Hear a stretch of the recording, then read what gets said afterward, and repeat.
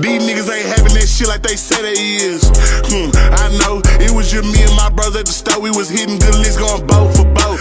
Ayy, and if you ain't know, we was pushing that P for show. That shit in my veins, I been feeling like Bo. If my pockets get low, better come out for hoe.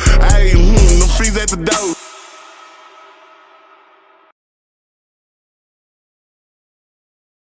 What's good, guys? We're going to be breaking down UFC St. Louis, Derek Lewis versus Rodrigo Nascimento, starting with the early prelims, ending with the main event. This is the last minute predictions. Boys and girls, buckle your seatbelts, bro, because we're in for a treat. We got Joaquin Buckley versus Nascimento Ruziboev, which is my most anticipated fight of this week. The co-main event is a banger. We're going to start off with Veronica Hardy and JJ Aldrich. JJ Aldrich is a plus 120. Veronica Hardy is a minus 165. We're going to see how they look against each other on the scales, and we're going to judge our last minute predictions based on how each fighter looks on the face-offs. We're going to see if I have any pick flips. I picked Veronica Hardy at the beginning. A lot of people are high on JJ Aldrich. You know, this is almost even bout. JJ Aldrich, I'll repeat it again, plus 120. Veronica Hardy, minus 165. If you were early in, I got my Veronica Hardy at a minus 150. I'm going to be taking Veronica Hardy. I think this fight definitely goes the distance. But it's juice to the grill, so over 2.5 is juice. Give me Veronica Hardy to win by decision, 29-28. Next fight we got. Oh, one thing. Gooden, let's actually go to it right now. Gooden is outside. So, due to medical reasons, Jared Gooden has been removed from this welterweight bout with Kevin Gisette. So, that fight is off. Great. My parlay piece is gone. Great. Nice. Next fight we got. That would have been the next fight, Gooden. So, now we have next fight, Charles Johnson versus Jake Hadley, which is actually kind of good because, you know, we get right into the action. At 7:20... Yeah, 726, just to avoid copyright. Charles Johnson is a minus 105 versus Jake Hadley, who is a minus 130. This is exactly even, almost even odds. Charles Johnson was a dog. If you got him early as a dog, congrats, bro.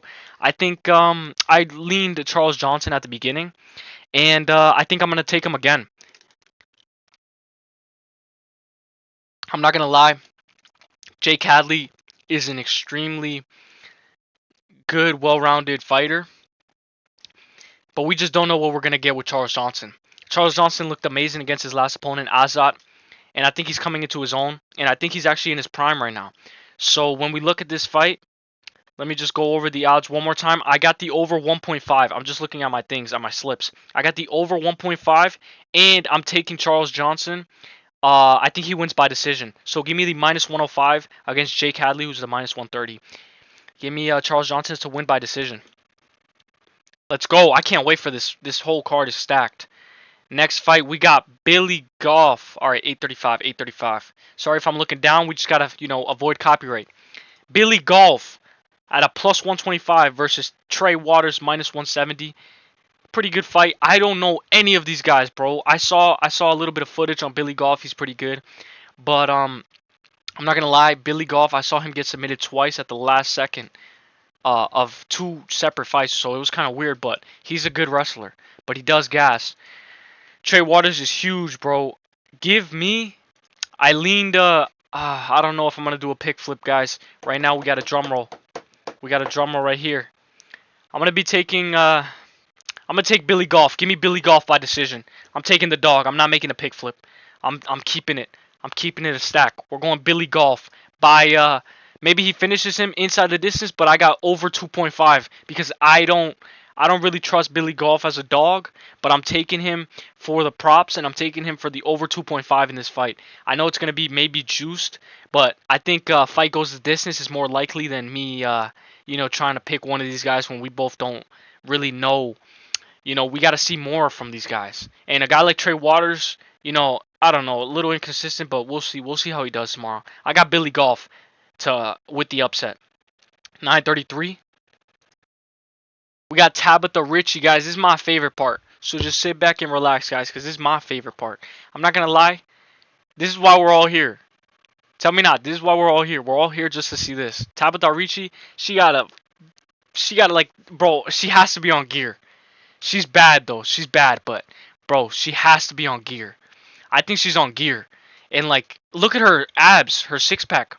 Tisha Torres is a beast. A lot of people have Tisha Torres. Give me Tabitha Baby Shark Ricci, not because of the way she looks, not because of the things behind her, but because of her actual skill set. So give me Tabitha Ricci.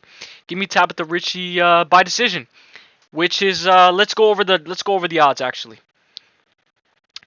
Tabitha Ricci is a -134 and Tisha is a +114. Tisha's a very good dog. She's just been inactive for 2 years. She hasn't fought in a very, very long time. And it's not Tisha Torres anymore. It's Tisha Pennington. She got married to the champ Raquel Pennington of 135. So I don't know. We'll see what she's been doing. I'm just here to watch. This might be a bathroom break, but give me Tabitha Ricci, Baby Shark to win by decision. Give me the -134 money line. Because over 2.5 is juice to the girls. Alright. Next fight. Giyat. Next fight we got at 10:56. God damn, I'm losing my train of thought. 10:56, we got Terrance McKinney versus Estaban Ribovics. Terrance McKinney is a +130. Estaban Ribovics is a -185. Terrance McKinney is a beast, bro. I like his new haircut. This haircut looks clean. If you guys are going Terrance McKinney, go first or second round, because that's how he's going to win. But I leaned Estaban at the early predictions. I think I'm going to take Estaban again, just because Terrance McKinney has a little bit of latency when he drops you. And if he doesn't finish you, he's not going to win by decision. I think Estaban's going to win this by decision, which is actually going to be crazy. But I think somebody gets dropped, but a lot of people have that this fight ends inside the distance, and it probably does. But I think Estaban Ribovics is more likely to win by decision as well, if he gets taken to deep waters. And Terrance McKinney, if you take him to deep waters, like against Drew Dober or against somebody else, sometimes he tends to go out, instead of making a dog fight, I'm not saying he isn't a dog. I'm just saying sometimes he gets put out pretty easily. So give me Estaban Ribovics at a -185. I know Terrance McKinney at a +130 looks very good, but I love the over.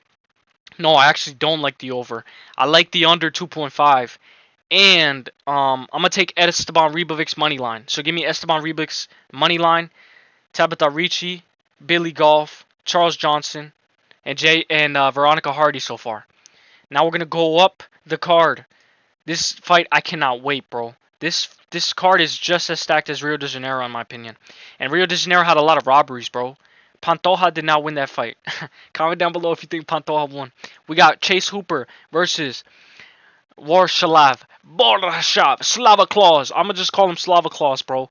This is going to be a great fight. Chase Hooper is the +105 underdog versus -145 for Borshchev. Slava Claus. Guys, I'm not making a pick flip yet. There has not been one pick flip yet so far. Give me Slava Claus to win by decision, 29-28.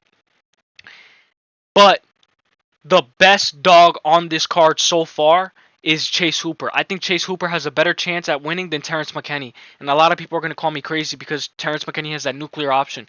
But I think a guy like Grappling, who can put a grappling clinic like he did against what's that gay guy who does the squats? Jordan Levitt.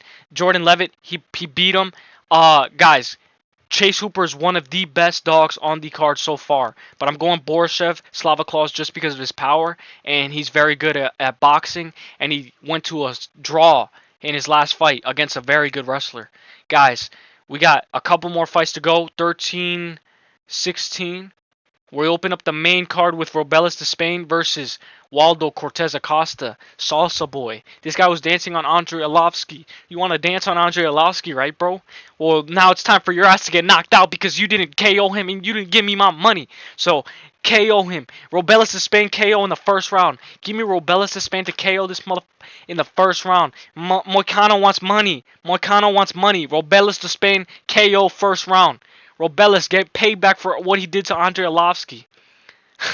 I'm just kidding, guys. Robelis Despainge is going to win, and I got Robelis by first round KO.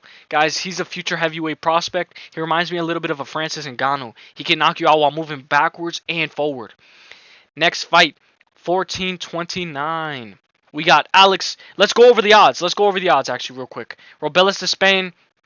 Sorry about that. Robelis Despainge is Minus 275 versus Costa. Costa is plus 190, which is huge. I'll take the minus 275. I'll take the minus 275. You can also go under 1.5, but I don't like the under. I just like Robelis Despainge by KO. Just give me that. Even though the under 1.5 should hit. Then 1429. Bro, I'm excited for this card, man. This card is a treat.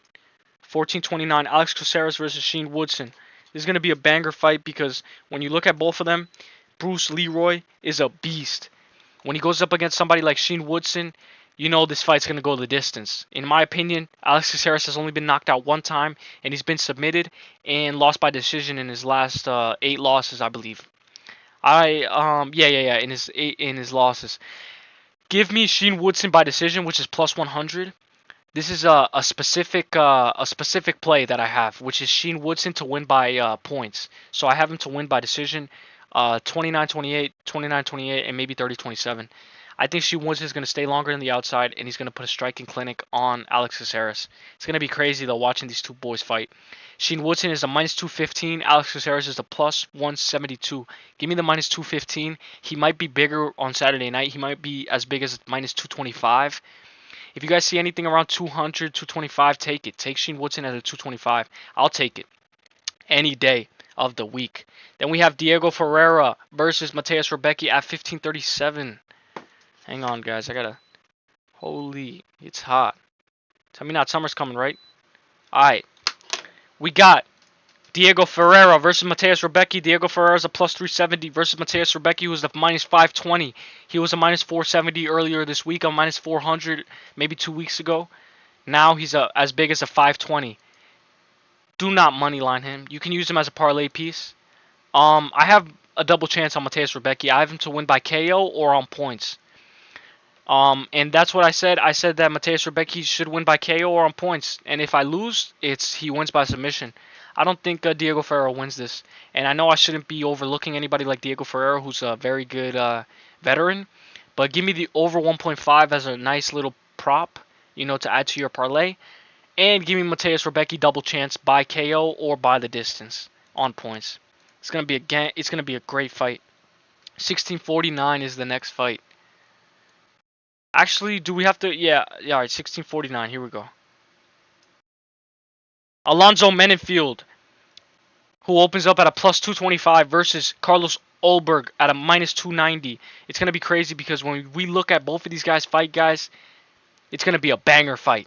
Alonzo Menifield, somebody's going to, I don't know. This is one of those fights where somebody gets knocked out or it goes the distance. Give me the over 1.5 because a lot of people don't know what's going to happen. A lot of people have Carlos Ulberg by KO, but I don't know. He's more likely to win by decision in my opinion. Give me the minus 290 over the plus 225 Alonzo Menifield. Give me the minus 290 Carlos Ulberg to win by decision.